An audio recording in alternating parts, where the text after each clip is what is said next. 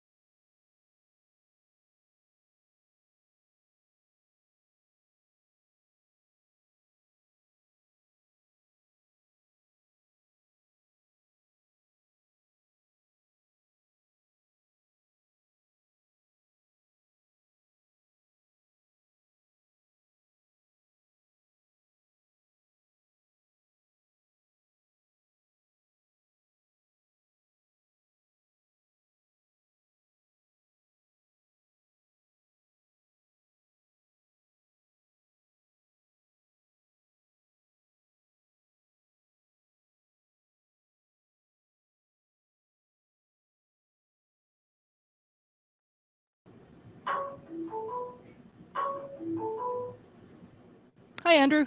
Hi there. Welcome. Thank you. Sorry for the delay. Not a problem. Technology is great sometimes, isn't it? It's fabulous, yes. When it works. Alrighty, well, I haven't actually met you, Andrew, so I'm Jennifer. I'm Sean's other half.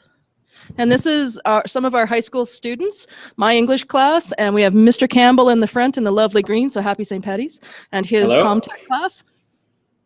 And class, this is Mr. Andrew Lawton, who is a award-winning radio announcer, blogger, pundit, kind of go-around guy. Does everything. We'll go with that. You've covered all the bases. I covered all the bases. Awesome. So I'm just actually going to turn it over to you. And the students, if they have a question, can they just throw up their hand and come up to the mic and ask you? Yeah, well, one person in the back was already throwing up her hands dancing. So specify between if it's a dance move or a question. But absolutely, I'm coming into this a little bit blind. I've never done anything like this before. So absolutely, if anyone has any questions at any point, please go right ahead. Awesome. All right, thank you. I'll turn it over to you and let you go. All right, perfect. Well, as your teacher, just to start things off, mentioned, I do have a lot of different titles, a lot of different hats that I wear. And it's always great when people leave when you're 30 seconds in too. That's always great. In any case, it is a lot of fun for me to be here. I love using new media, digital media, all of these sorts of things. And the reason that I'm actually working in radio now, the reason that I work in the job that I do, is because I got my start doing exactly this sort of stuff, which is talking to people in non-traditional means, talking to people in different ways that are not necessarily conventional. In media right now, we're looking at an industry that is changing rapidly every day. So people aren't, well, here's a question. So you guys are all grade 11, grade 12, right? Okay, so put up your hand if you have read a newspaper, a physical newspaper, in the last month. Okay, now put up your hand if you've read a blog post or an online article in the last month. Okay, a lot of you read newspapers, so that's good. However, the reason that more of you put up your hand is the same for blogging and online articles is the same reason that a lot of my friends are looking for work right now, because media has changed. So people are now focusing on things like blogs and online media. People are watching stuff on demand, on YouTube, on Netflix, and less on TV when someone tells you you have to watch TV. And similarly to radio, people don't like to necessarily tune in as much from 1 o'clock to 3 o'clock in the afternoon, which is when I'm on, because instead people want to do everything on their own time, on their own terms. And as a consumer, that's great. I get to watch House of Cards on Netflix when I want. I get to listen to podcasts. I get to watch archives of old interviews. But as someone that works in the industry, people also aren't listening as much to me when I want them to. So it's a catch-22 there. So media has to constantly evolve. And I think this is where I can talk to you guys in terms that you'll really understand, because you're part of the generation that's really shaping this change. You're part of the generation that's really driving this shift to have happened.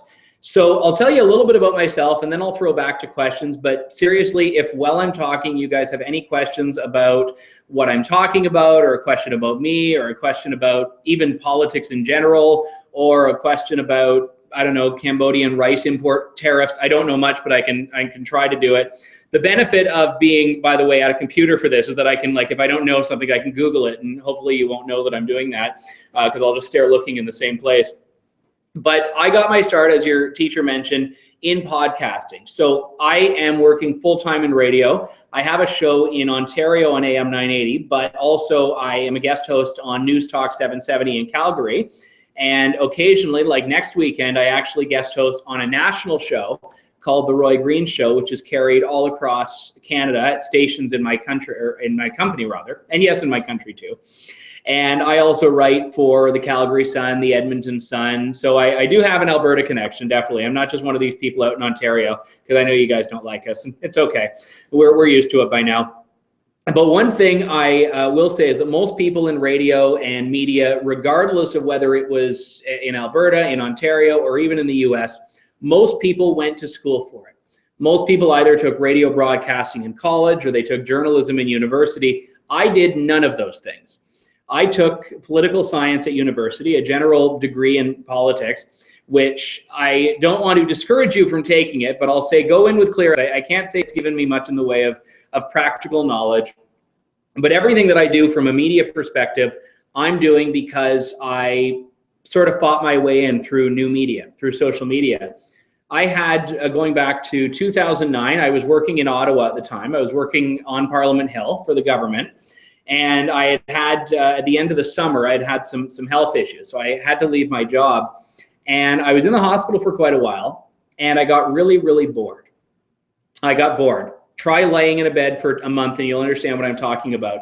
So I had a laptop with me. I just started writing. And then that turned to blogging. And then, believe it or not, people started to pay attention to what I was writing. I don't know how good it was, but people were reading it. So from there, ultimately, what started as just something to kill the time quickly gathered an audience. This is media today. You don't need to have the degree in journalism. You don't need to have a print newspaper, and you can have an audience. Now, there are good parts of this and bad parts of this. The good part is that people like me have been able to form a career. The bad part is that people like Justin Bieber have been able to form a career. So unfortunately, the same thing that has allowed me to prosper has also inflicted him on the world. And he's actually like from an hour from me, so I really apologize on behalf of Ontario too. But the fact of the matter is, anyone has an audience. And we've all read horror stories of what's happened when something that people have written on social media has ended up becoming public later on when they didn't want it to be. And you guys are in high school now. I'm sure you've seen people that have gone through things like cyberbullying, or maybe you have yourself. So we have to look at this new creation here, social media, and look at it for what it is. There are good parts to it and there are bad parts to it. But no matter what, it's here to stay. This isn't something we're getting rid of. This isn't something we're moving past. We have to figure out as individuals and also as consumers, as Canadians, how we're going to respond to it and how we're going to utilize it. So to go back to my story here, I was blogging, and then eventually I had been doing it for a couple of years, and I figured out, you know what, I want to do a little bit more with this. I want to do a little bit more. I had never imagined going into radio, but what was happening is I was writing about all these things, and I was writing about interviews that someone did, and I wondered, you know, why am I not doing my own? You know, I'm a blogger. I don't need to respond to something that's already out there. I can start creating my own stories, creating my own news, creating my own interviews. So I started a podcast. And it was basically an extension of what I was doing online, except I was talking about it for an hour instead of writing about it for an hour. And it had a much more conversational feel to it. And I look at something like what we're doing today. I could have written out, a series of notes and spent time and sent it to you all, and it would be really boring. Now, this way might be boring for you as well. You've been very patient so far, but it's a lot easier to convey a message when you're talking to someone than it is by just writing. So the podcast was born. A friend of mine who was also blogging and I teamed up, and we started basically doing what was a weekly show. And then that became, because the audience was there, a twice weekly show. And then that kept going and going and going. And before you know it, this is leading to traditional media reaching out to us and wanting us to comment on issues. So people like CBC and CTV were coming and saying, hey, do you want to talk about this? Do you want to talk about this? Because the one thing that we were doing is not hiding that we were opinionated. We weren't hiding that we had strong opinions on the subjects at hand. I'm a political pundit. I'm not a reporter. And it ultimately got a really good career going for me as far as being just a talker, a talking head on TV, radio, etc. And I still am, although on a bit more of a large platform now. So what we ended up doing with that was really leveraging this into a brand. It wasn't just a show, it was something that we were promoting, something we were starting to make money from. Not a lot, but at the time, considering that it was something I was doing for fun, even if you get a couple $100 a week out of it, that's still pretty good. And from there, in 2013 or 2012 it would have been, I had the opportunity locally to take my show on traditional radio instead. A local radio station had come to me and said, look, we like what you're doing. We like the brand you've created. We want you to host a permanent show for us. And I actually thought about it. I mean, at one point it would have been an opportunity that I would have been so grateful for. But the other side of it was that, do I want to give up what I have right now online, which is an audience that is not limited by geography, which is the freedom to write about and talk about whatever I want, and be sort of bound to a radio station? I didn't want that, but I took the job anyway because I figured, hey, I can still do both. So this is what I've done. I've focused from 1 to 3 in the afternoon on the radio show that I have here. But outside of that, I've still focused on maintaining that audience that I built through new media, people who have tuned into my podcast years ago and are still listening to the radio show I do now because I've built that relationship with them. So underscoring social media is relationship building. A tool is just a platform. I look at that microphone that's standing in the middle of the room there. That's a microphone. Anyone can get up and talk into that microphone, but what you're saying is what's most important. And we need to embrace that technology is letting us communicate in different ways, but the message hasn't really changed that much. People are still talking about the same issues. We're just talking about them in different ways. And I don't know if any of you know the name Marshall McLuhan. I'm sure the older people in the room would, but Marshall McLuhan, famous marketing expert, had said once, the medium is the message. And that basically means that, look, your message is not just what you say, but it's how you say it. And there's a reason that politicians now, like Justin Trudeau, do Ask Me Anythings on Reddit. There's a reason that people are doing full interviews with Vice. There's a reason that there are Google Hangouts that Barack Obama does and YouTube videos, because everyone is coming around to what bloggers and podcasters knew 5, 6, 7 years ago, which is that the landscape is shifting. And newspapers used to fight it. Radio stations used to fight it. And now everyone's embracing it. And that's why you're having newspapers that are able to start rebounding a little bit. I mean, we're still seeing mass layoffs. I'm glad I don't work in the print industry right now, because radio is tough, but print is really tough right now from an industry perspective. But what we're seeing happen is people starting to reclaim these tools. You had the Toronto Star, which has a big iPad edition now, a special edition of its newspaper that you can only get on a tablet. There are also paywalls that newspapers are trying to do, so to get people to pay for content, whereas other ones are just basically having ads. On my radio show, for example, anyone can listen, and if you want to listen online, it's free. We don't charge for it. Will that be long-term? I don't know. That happens in an office down the hall for me. I don't have anything to do with that decision. I like the idea of giving it away for free, but I also like the idea of getting paid. So if they say, hey, Andrew, we'll give it away for free, but you don't get paid anymore, I'll say, no, put a paywall up on that stuff. but we're not there yet, thankfully. But what I want to talk to you about today, I mean, a little bit career-wise, if any of you are interested in media, or even as a hobby, starting to blog, podcast, I'm happy to help with that. But even any questions, I mean, you can ask questions. I know you guys are thinking of things like university college right now. You guys are thinking of, obviously, maybe politics going on. You've had some very interesting stuff happening there in the last year. So use me for whatever you'd like, but I'm happy to take any questions you guys have right now, and I'll let perhaps your teacher moderate if need be. But assuming you won't have any brawls at the microphone, I'm pretty sure you guys can manage this yourselves.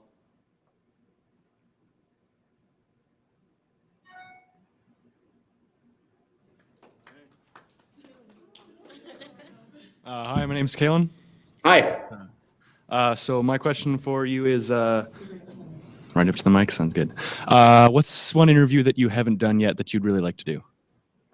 Ooh, an interview I haven't done yet.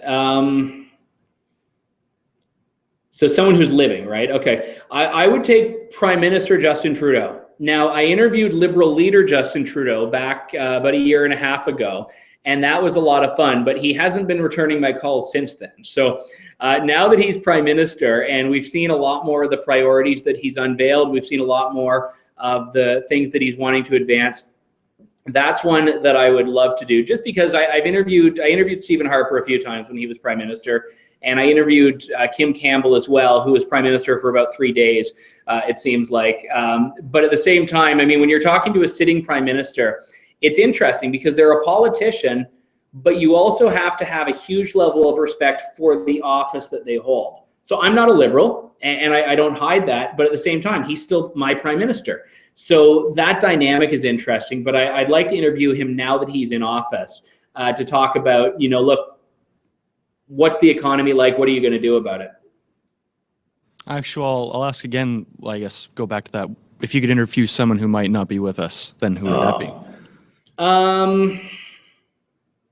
That's a good question. I don't get to be speechless on my show every now and then, so I'm glad. Interview someone that's no longer. I would actually, if I'm taking a completely sort of out to lunch look at this, I would take someone like I'd like to John A. Macdonald, actually, Sir John A. Macdonald, because talking to the guy who was the first Prime Minister of the country and saying, look, this is the Canada today.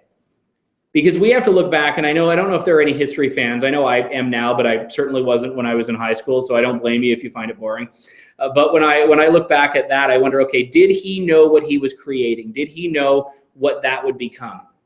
Was the goal ever for Canada to become a more independent country, or did he always want it to be basically a British province, which is what it was up until Confederation? So I would say that would be a really fun one. And of course, why not? Just to make it interesting, throw George Washington in there. Get the American perspective on that as well. All right. Thank you very much. Thank you for your question.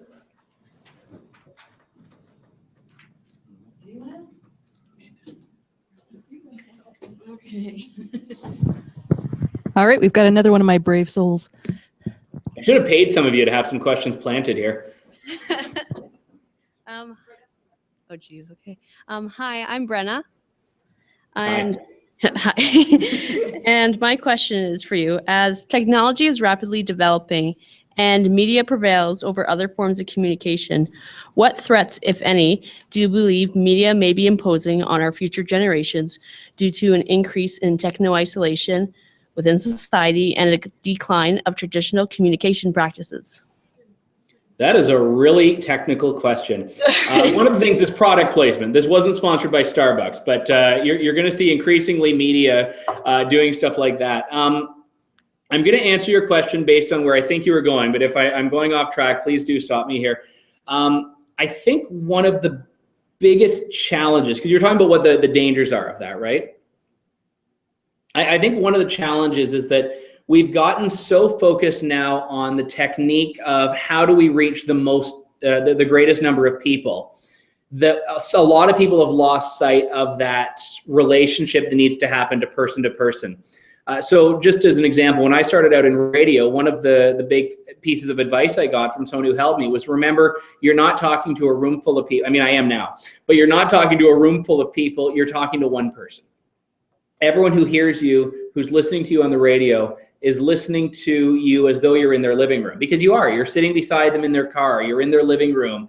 You are sitting beside them on the bus. So people are, as you mentioned, isolated in that. And you have to never lose sight of that intimate nature of media. And I think radio especially, because radio is such a low-tech medium. I mean, you can literally just have a little thing in your hand and you can turn on a radio station and walk around with it. And with technology, I mean, you can do that with TV now as well. But radio's always been there. It's not really changed. We're still operating on the same frequencies. We're still operating through the same technology.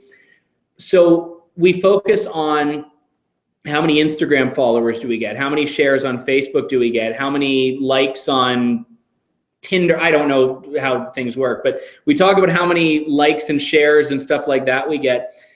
It's easy to lose sight of the fact that you are still building relationships one-to-one. So dealing with that isolation, I think for starters, we need to recognize that it exists, which a lot of people don't. And I'm lucky that I didn't have to go through school when it was basically a battle for who had the most, shares and likes and friends and followers and that sort of stuff, because I wouldn't have had many, I assure you. I would not have been in the top category there. But at the same time, in media, it's very similar. I mean, it's one thing for me to say I have, 10,000 some odd Twitter followers, but if I'm not talking to them, if I'm not engaging with them, it really doesn't matter that much. All right. Well, yeah, thank you so much. Thank you. Yeah, you totally covered the question, so don't worry. I hope I did. Use big words there. Sorry. No, I'm glad you did. It challenges me.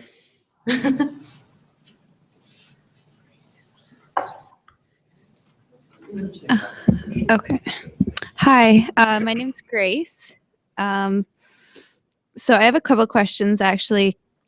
This one's from Ms. McCormick, actually. It says, could you discuss how your broadcasting through podcasting came about, and what pitfalls you would recommend avoiding, and what things an amateur should consider doing? Okay. I talked a little bit earlier about the transition from broadcasting to podcasting. To simplify it, I got lucky.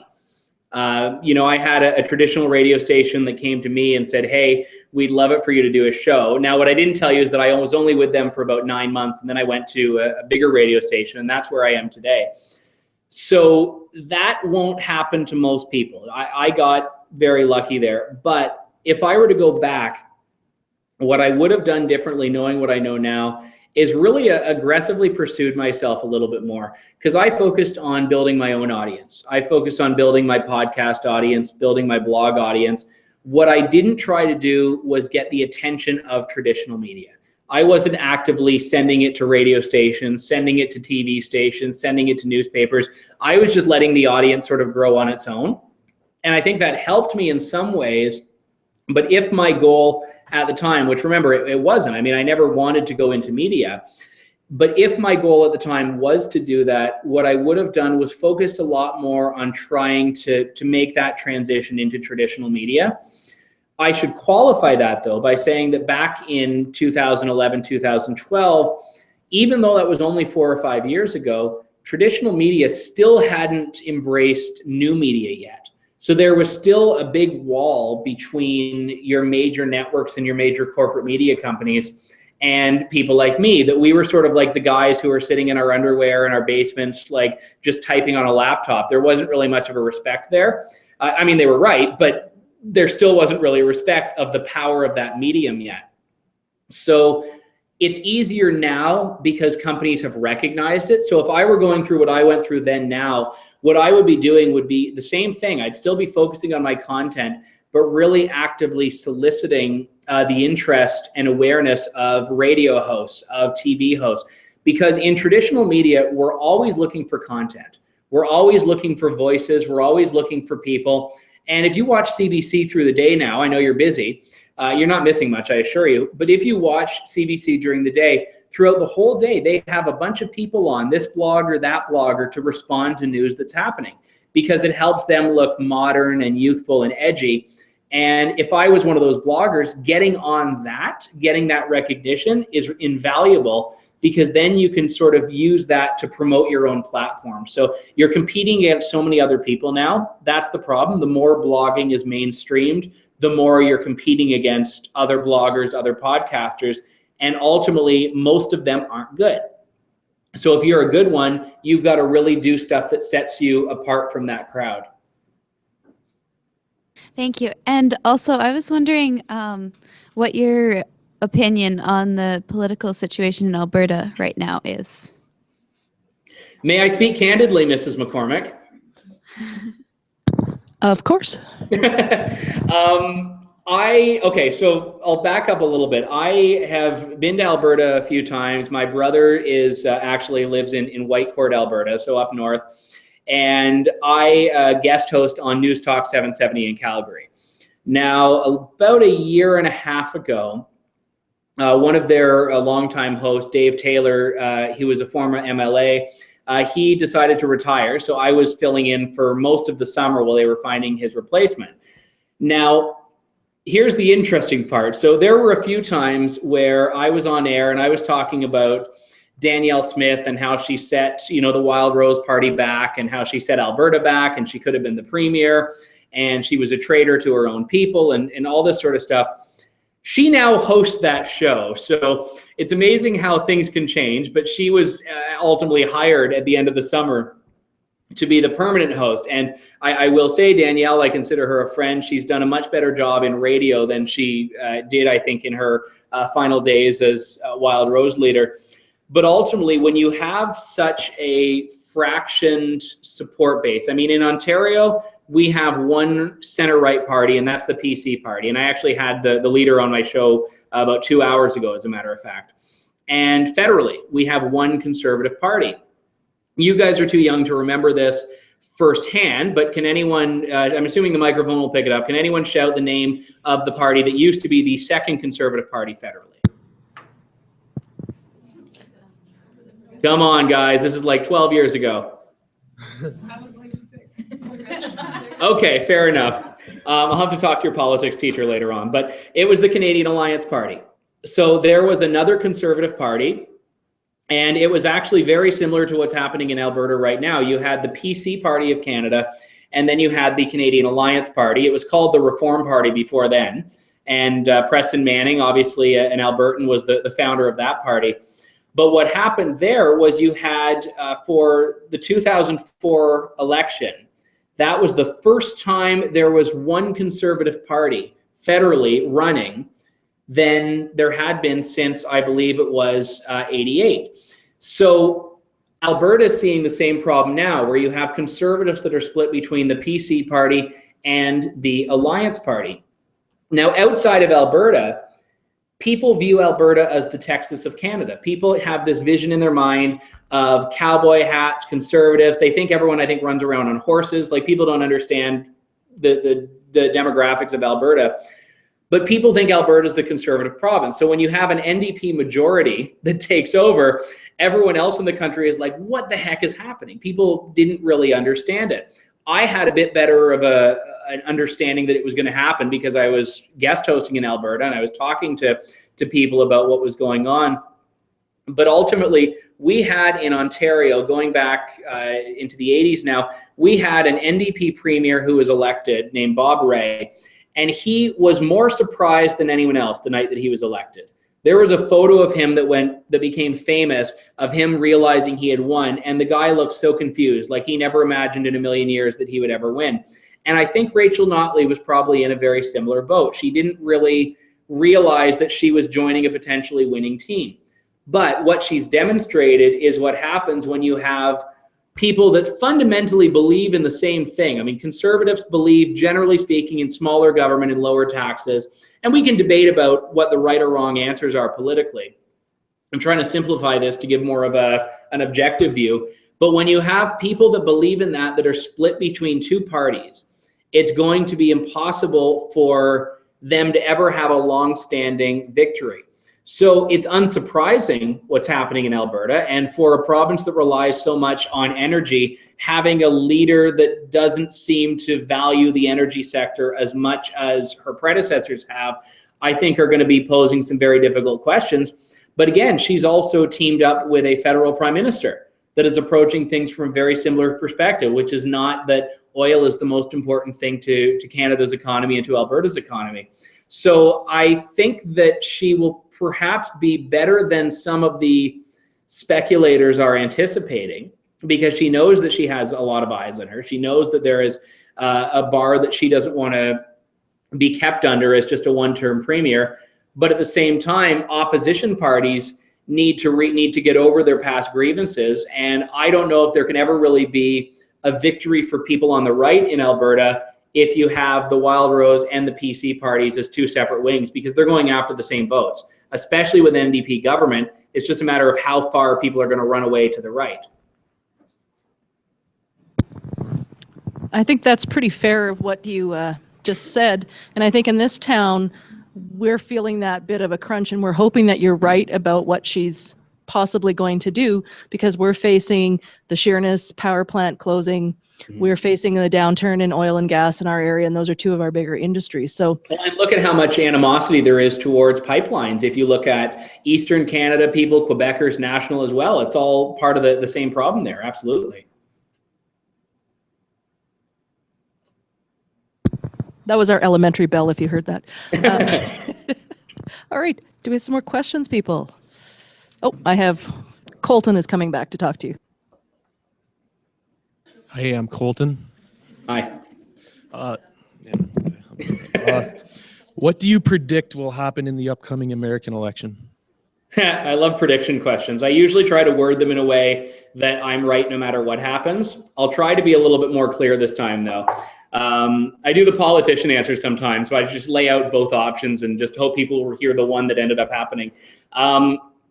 If you asked me last week what could happen, I would be able to give you this big, long scenario where, you know, Florida Senator Marco Rubio finally woos people over. He wins Florida. He rides to victory and becomes the president. I like Marco Rubio. I don't think that would be a terrible idea.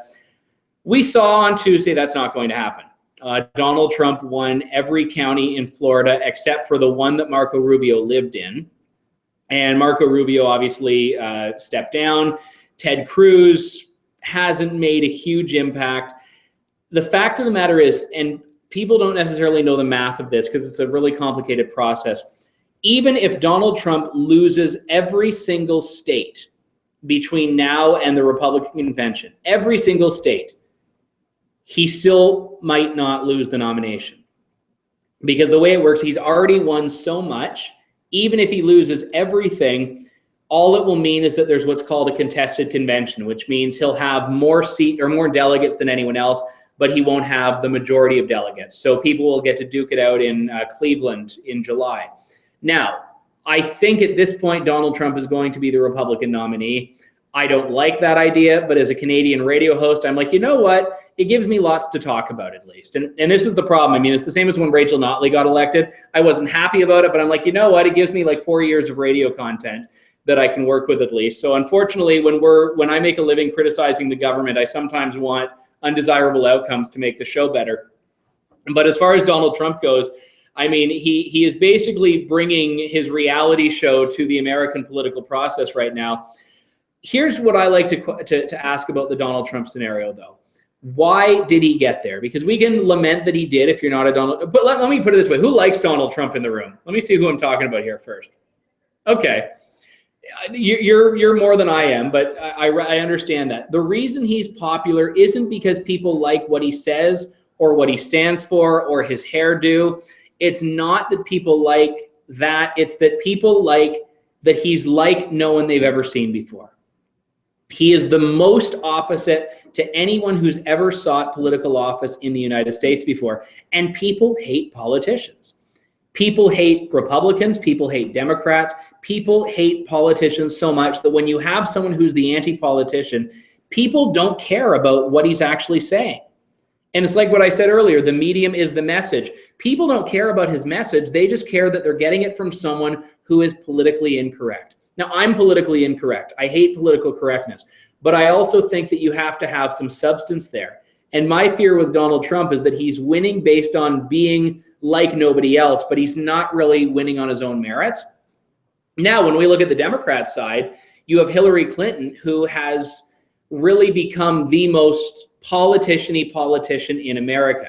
Her husband was president. She's been around for decades. She was a senator. She's under FBI investigation and still seeking political office. And this is the best choice they have. Bernie Sanders is popular, but not getting the numbers. So you have the most politician-y politician. I realize I'm making up words. In radio, we get to do this. And then you have Donald Trump, the most anti-politician-y politician, I guess is how we have to describe it. So the entire problem in the political process is summed up in those two people, assuming they both become the nominees. Now, I think there's a lot of fear-mongering by American media. American media right now is a lot better off making it look like Donald Trump is on a road to victory because they know that scares people. So media gets to sort of sensationalize it. They get to talk about that more than the actual numbers. And in turn, that only helps Trump because his people hate the media as well. So I think it's really interesting. I'm glad I don't have to vote in it because I don't like any of the options. But what I will say is that as a Canadian looking at the process, it makes our system look a lot boring. I think, I mean, despite the fact that we had, you know, a joke about Trudeau's hair in a Conservative ad, we really didn't go down that road of becoming an absolute gong show. So if I had to predict now, I'd say Donald Trump is the Republican nominee, Hillary Clinton is the Democratic nominee. What happens from there, I have no idea, though. I have a follow-up question. Sure. Kinda. What do you think will happen, maybe be better or worse if Donald Trump gets elected? Don't really like any of them, so. Yeah, I mean, for the Republican Party, I think it's better if Hillary Clinton wins. And the reason I say that is because let's look at the Alberta situation here. So you have a premier that a lot of people think is anti-energy, that a lot of people think is pro-tax. Whether that's true or not, that's the perception that a lot of people have. At the end of her 4-year term, she can't blame anyone else for what's happened. She can't say, well, you know, I wanted to do this, but the opposition wouldn't let me. She's got a majority. She can do whatever she wants. If you have a Redford in there, for example, who was despised, the PCs have to move past her to win an election. And we saw that didn't really work out well for them. And I look at the Republican Party right now. If Donald Trump gets to define for 4 years what it means to be Republican, I don't think I'm going to like as a conservative the direction that that goes. So what will happen at the end of it is the Republican Party will have to say, okay, no. We have to do damage control on that. And we need to find another guy and or lady, and we need to go forward and advance that. And you're fighting two battles. Where if Hillary Clinton is the president, in 4 years, the Republicans can fight the Democrats. They don't have to deal with a battle inside their own ranks. Okay. I have another question. Sure, why not? What's your take on radio?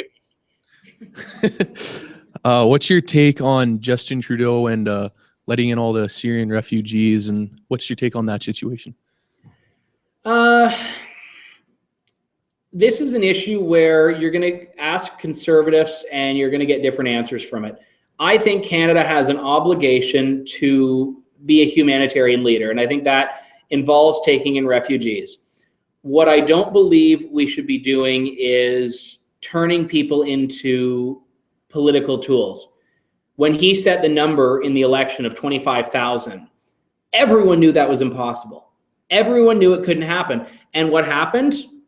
They admitted after he got elected, oh yeah, that was a number that we can't actually do. It's going to take longer. Now, I was happy that they did that. I was happy they took longer because it meant we're not going to rush this through. We're going to look at the best possible scenarios here. But the problem was that by that point, Canadians had already made up their mind. Canadians were moving towards a Trudeau premiership, and Canadians were saying, okay, yep, they're taking it seriously. They're bringing in 25,000. So the problem is that when you have an international crisis that happens in the middle of an election, it's not about the humanitarian aid. It's not about the refugees. It's about the politics of it. But I want to respond to your question with a question here, not for you necessarily, but for everyone in the room to think about. You remember the photo that really started this discussion of the refugees, right? It was that 2-year-old boy face down dead on a beach. Just by nodding or shaking your head. Does everyone know what I'm talking about here? Okay. The Syrian refugee crisis. What year did it start? Shout it out. I'm not sure. That's a good microphone. I can't hear what anyone outside of Colton is saying. The answer is 2011. The Syrian civil war happened in 2011. Before, did one person get it in the back there? Yep. Okay, good. I saw her grinning and looking around. Okay, you get points there. But it happened in 2011, before the last federal election, the one before this one. And in the 4 years since, it was already going on. Where were the Liberals and the NDP on it in 2012, in 2013, in 2014, for the first 9 months of 2015? No one was talking about it until that picture came out.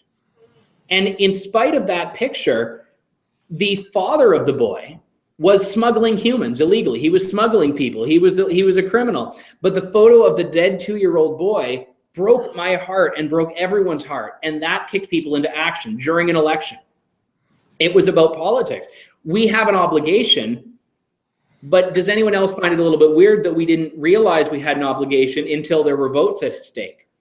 And then I look at another issue that came. We had conservatives in the election talking about the importance of national security and fighting terrorism. And then we had the Liberals saying, you're overstating it, you're fear-mongering, it's not happening. Well, what happened 2 weeks after the election? The terrorist attack in Paris. Let's trade situations here. Let's take out the photo of Alan Kurdi and let's put in the Paris terrorist attacks in the middle of the election instead of the refugee photo. I think we're looking at a very different outcome. I think if you switch those situations, we're seeing Prime Minister Stephen Harper in office right now and Justin Trudeau not in office. And this is because politics always trumps reality when you're dealing with an election. And I don't want to make you pessimistic, because the good news is we only have elections every few years, and the rest of the time we're in the real world here and in real life. But the fact of the matter is we need to recognize that when you look at refugees, we're dealing with human beings. We're dealing with human beings that have their own families, their own struggles, and yeah, human beings that are fleeing an absolutely vicious dictatorship in Syria. But we are also dealing with a world where there are national security threats, where people, especially in Europe, have used fraudulent Syrian passports to claim refugee status. Germany brought in 1 million refugees in the last year. And then does anyone know what happened on New Year's Eve in Germany? Yep. Yeah. You had mass sexual assaults at a New Year's Eve party. 99% of the suspects were refugees or migrants. So Germany, which had brought in 1 million people out of a population of 80 million, so 1/80th of their population they increased in a year, realized, shoot, we need to start putting security before just opening the doors.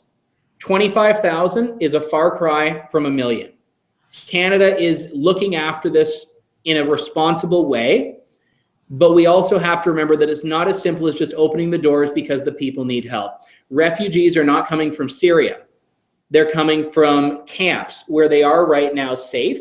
So we do have the luxury of time. A lot of people don't realize that. They think they're getting on a plane in Syria and coming directly to Toronto. They aren't. They're already in a place where they are being screened and monitored. I think it's important. I'm glad that Canada is playing a role. I don't like that the number got ahead of the actual obligation we have as humanitarians, though. Okay. So do you think maybe it was a good idea, or no, never mind, not that. Do you think the Liberals, or do you think Trudeau got in mainly based on that perspective that, because he thinks that he's saying we're going to bring them in a lot faster than Stephen Harper, but even though Stephen Harper was saying he was going to bring them in, but he wanted to do a extra screening process, do you maybe agree more with Trudeau's way of thinking of it, like we need to bring them in sooner rather than I don't think we have the screening, but I think people would be surprised at how similar Harper's position was to Trudeau's. People would be surprised. They weren't advocating for different things. They were advocating for different timelines. And that's very important. I mean, the Conservatives were saying 10,000 refugees just to start and then to look at extending it, whereas the Liberals were saying, no, 25,000 by January 1st, and it didn't happen. So in the end, Trudeau did exactly what Harper said he was going to do, but he got the points for it. I don't think that was the biggest thing that drove people to the polls. I don't think that people were voting for Trudeau just because of the refugee issue. I think people were tired of Harper. He had been there for 10 years. He's not a likable guy publicly. I've met him on a number of occasions. He's personable, but he's not that Trudeau, 3 buttons undone on the shirt, hanging out, having a beer with him. He's very stern. I mean, he's like that. I don't want to pinpoint any teachers here, but he's like that in my case anyway, when I was in school, that math teacher that, yeah, he's a smart guy, he's a bright guy, but he's not the one you want to have a conversation with because he's scary. And I think a lot of people thought that about Harper. I have never seen in Canada a politician as hated as Stephen Harper. Not disliked, but hated. And I don't know if that's partially because of social media. People are elevating their discontent a little bit more. There were a number of factors that went into it. I think as far as what's right or wrong in the refugees, I don't think it's that Trudeau is right and Harper is wrong or the other way around. I think the fact of the matter is it's not for a prime minister to decide because the process was already underway. So I don't think it really makes a difference because it was already in progress when Trudeau got elected. Okay, thank you. Thank you. Awesome. Who's next? All right, Damien.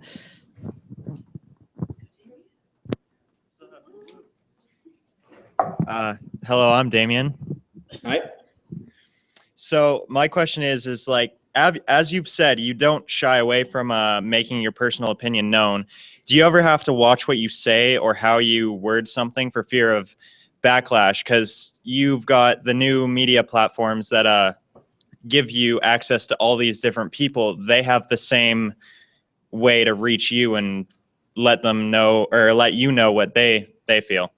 And they do. Trust me, they do. Oh yeah, it's an ongoing battle, especially for people like me who were using social media before its power was known. It became very difficult to people didn't know how permanent it was when Twitter came out. People didn't know how permanent Facebook was when it came out. People didn't know all this stuff. So absolutely, there were things that I wrote in the early days of social media that I would never write today. And because I didn't understand it or because context was lacking. I mean, you're responding to something, but people only see what your response was. They don't see the context of what you were actually responding to. So that's definitely a problem. And for younger people as well, that's a problem because the things you say, between friends are always going to be different than what you'd say publicly. Well, when you're communicating with your friends digitally, you have to always keep that permanence in mind. You have to always keep screenshots and stuff like that in mind. And unless you're doing everything on Snapchat where it goes away, I think you can still screenshot on Snapchat anyway, but unless your messages and everything's disappearing, you're always going to have to worry about, okay, how would I feel if this were broadcast? And you have to always think of that with social media and blogging. Now, to answer your question more directly about where that affects me personally, I, generally speaking, have a personal, not rule, but a personal guiding principle that I don't say anything that I wouldn't say publicly as far as what my opinions are. Everything that I believe, I am willing to stand behind. I have a reason for it. Would I swear when I'm hanging out with friends? Maybe. Would I swear on the radio show? Only once. I would never get the opportunity to do it a second time, I assure you. But it's not even that I worry about that element of it. It's that in general, I think societally, people need to be more aware of the fact that there is going to be that permanence to it. Is that even if you are just chatting between friends or it's a Facebook message, I mean, look at how many times politicians have been sunk by some screenshot of a message that they sent thinking it was private, stuff like that. I've sent emails to the wrong people. I almost did it this morning, actually. I was sending an email about someone, and because they were on my mind, I accidentally typed in their name in the to field. And I always triple check before I send it. I'm like, shoot, I got to erase that and send it to the right person. It wasn't anything that bad. I could have gotten my way out of it.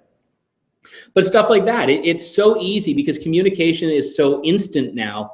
It's so easy to get caught in that trap, if you will, of forgetting that you're not just talking to one person. So As far as my opinions go, yeah, I'm open about anything. I'm public about anything. As far as in the past, has it always been the case? No. And you know what? If you have to make amends for things you've written in the past, that's a fact of life. I would give advice to you as people that are kind of in that place right now that I wasn't, which is having social media at your disposal. Just remember, okay, in 10 years, is this something you can stand behind with anything, even if it's just a text to a friend? Thank you. Thank you. And they just keep coming. See, you just need to get one or two to get the ball rolling. Hi, I'm Ray, and this will probably be quicker than the other ones. But earlier you said that you were on medical leave and you just got bored and that's why you started writing. I'm curious, what was the first subject that you actually started writing about? I don't remember the first post I ever wrote, to be honest. It was probably terrible. It probably had like spelling and grammatical errors and whatnot. I've improved in the process. I've always been interested in politics. That's always been my topic of interest. So I started blogging in 2009. In 2009, there was no election. So I was probably writing about, I'm trying to remember what the big issues of that year were. To be honest, I can't remember. I know general political stuff. I never had like a specific area of focus. But what I did always like was writing about issues, and I still do, of free speech. This is just one of my sort of pet projects, if you will. So that's always been of interest since I started blogging. I just can't remember if I started right away on that issue or if I grew into it later on. Cool. Thank you. Thanks.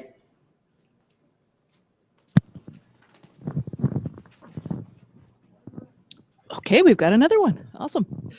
We got the expert on the Syrian refugee crisis up. All right.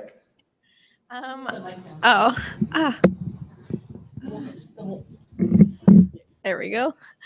I was just wondering, who was your most challenging to interview and why?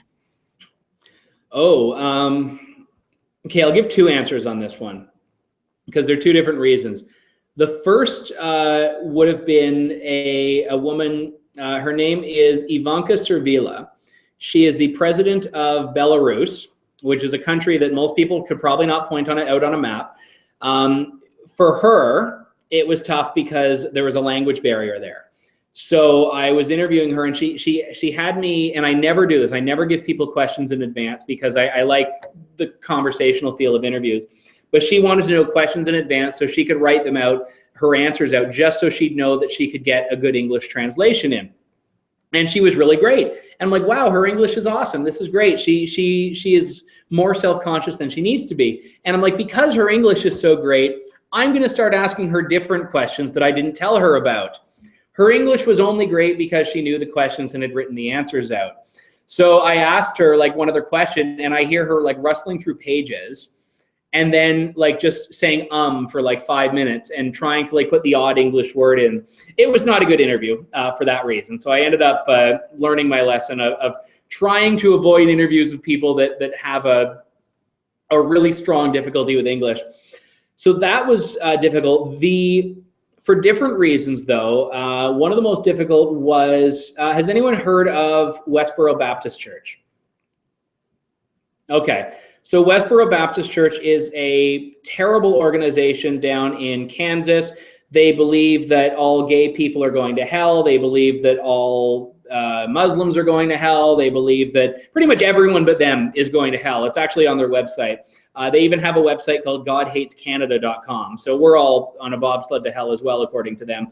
And I interviewed one of the leaders of that church because they had just been denied entry into Canada. Because there was a concern that they were going to be here for hate speech. And I wanted to talk to them and say, okay, look, because as much as I hate everything they stand for, I believe in free speech. I believe they should have had the right to speak here. So I spoke to one of their people on my show. And it was a terrible interview because when you're talking to someone that you have no common ground with, there's no ability to do any of the things that I normally rely on in an interview, like developing a rapport. So I can talk to a liberal politician that I don't like, and we all agree on the fact that we want what's best for the country. We all agree on a couple of fundamental things that we can use to form our discussion. When you're talking to someone that can't even agree on the most basic of points with you, you can't get anywhere. So ultimately, it was an interview with her shouting over me shouting over her, and ultimately me hanging up on her because she just wasn't listening. And that was fun. I don't normally like doing that, but that was fun to do there. But that was challenging as well because it became more of an entertainment thing than an actual constructive discussion. And as much as that might be fun to listen to, I prefer a discussion that actually accomplishes something, and I really didn't get that out of her. Thank you. Thank you. Well, thank you, Andrew, for answering all those questions. And I know there Oh, might you be had one. someone standing up behind you there. Do we have one more? Okay, I'll let him have his question. Thank you. Hello again. Hey again. Oh, good. So we've discussed all the other parties in Canada. So I was wondering what your thoughts on the Green Party were and what they stand for. Do they know what they stand for today? Here's the thing. I think that the Green Party is unique. I think that the Green Party is a party that definitely has a solid mandate. I have to wonder if in our current political system, and again, I stress in our current system, which does not allow for them to have any more than one seat, if they could be a little bit more forceful as an advocacy group rather than a political party. And I don't know the answer to that question. Elizabeth May, I've interviewed her. She's very nice. She's very smart. But she had to put all of her party's resources nationally into just getting herself elected. Was the Green Party in the last election when you aren't talking about these issues nationally, you're only talking about them in Saanich Gulf Islands, British Columbia. So for her, I would say she's effective, but I think she could be a heck of a lot more effective as the head of the head of a charity dealing with green issues rather than as a political party. I think we have the Prime Minister right now who's talking about a lot of green issues. We have Premier of Alberta talking about them. The Premier of Ontario is talking about them.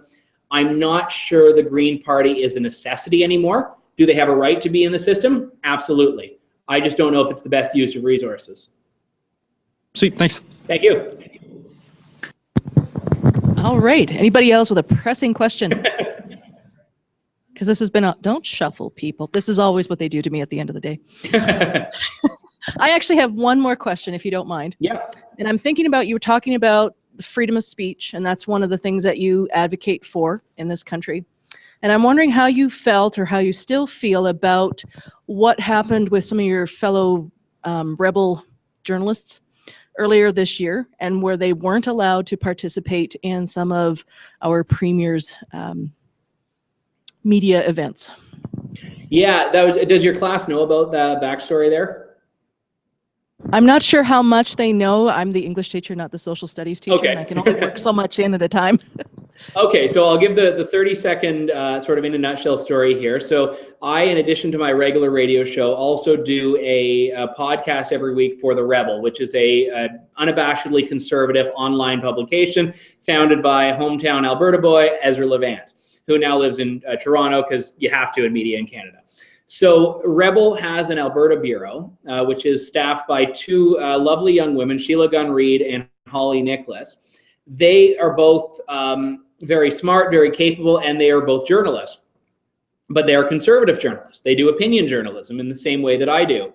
They wanted to cover the budget and an energy briefing that the Alberta government was doing, and they were denied entry because the government, the NDP, didn't recognize them as journalists. And they were caught on video actually being ejected from an event. One person was already in the room and got kicked out, and the other one wasn't allowed in.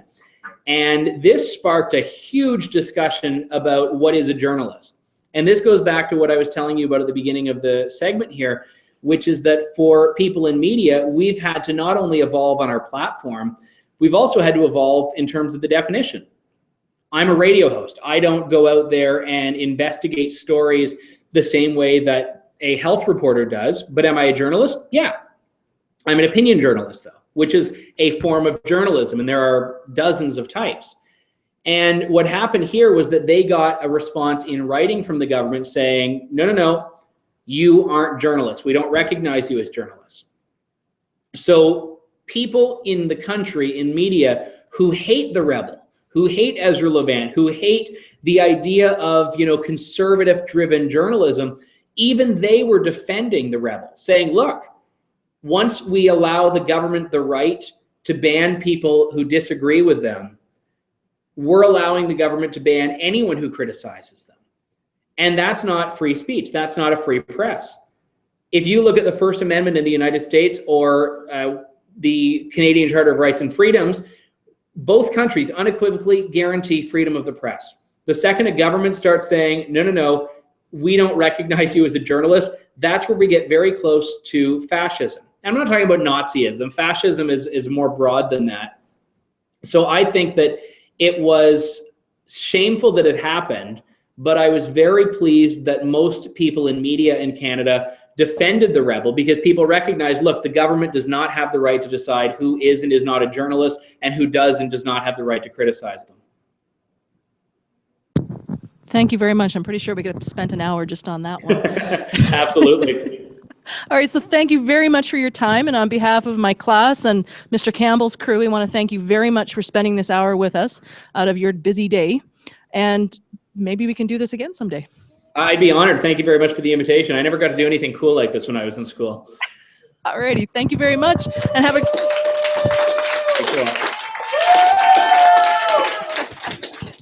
I don't get applause at the end of my radio show, so thank you.